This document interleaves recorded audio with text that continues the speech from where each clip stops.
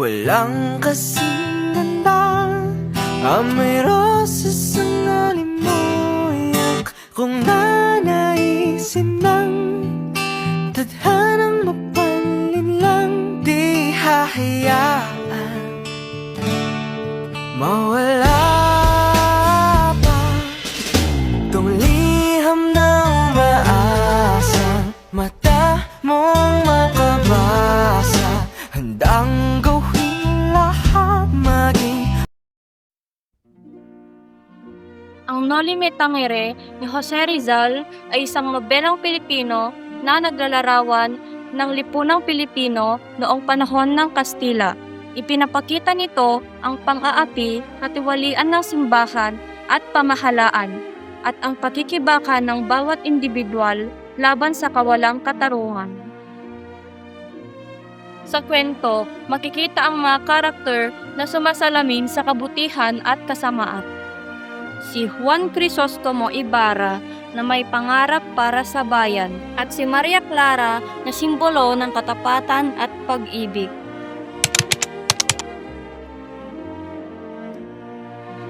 Ako si Juan Crisostomo Ibarra, anak ng isang taong inapi, kasintahan ng isang pusong ipinagkait sa akin, at mamamayang piniling maniwala sa liwanag kaysa sa daas. Nagbalik ako mula sa Europe, nadala ang karunungan at pag-asa. Buo ang aking paniniwala ng edukasyon ang pagiging susi sa pagbangon ng aming bayan. Pangarap ko lamang ay magpatayo ng paaralan, isang tahanan ng kaalaman, isang sinag ng liwanag sa gitna ng dilim.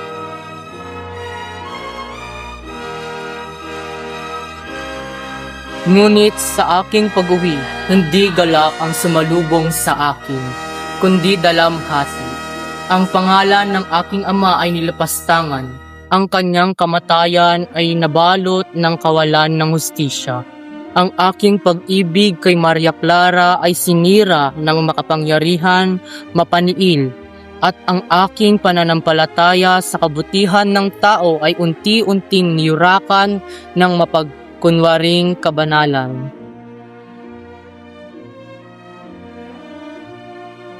Ngunit sa aking pag-uwi, hindi galak ang sumalubong sa akin, kundi dalamhati.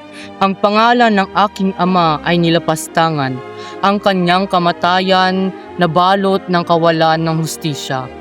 Ang aking pag-ibig kay Maria Clara ay sinira ng makapangyarihang mapaniil, at ang aking pananampalataya sa kabutihan ng tao ay unti-unting niyurakan ng makapagkunwaring kabanalan.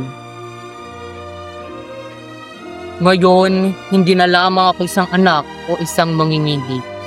Ako'y tinig ng mga inaapo. Ako'y anak ng bayan na natutong lumaban.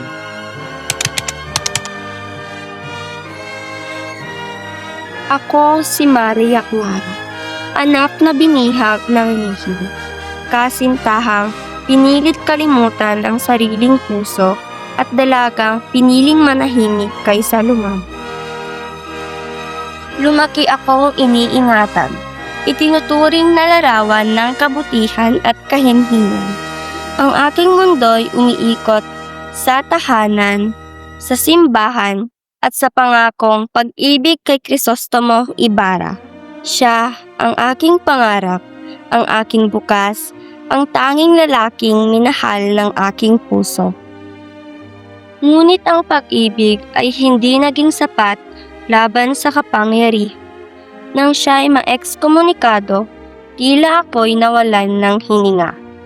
Nang dumating si Linares upang ako'y angkinin sa isang kasunduang hindi ko nais, doon ko naramdaman ang bigat ng pagiging isang babae sa lipunang hindi nakikinig sa kanyang tinig.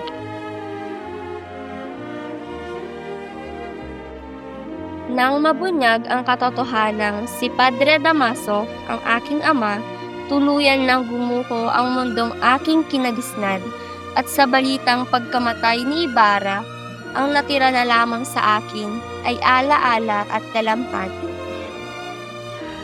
Ngayon, hindi na lamang ako isang kasintahan o anak.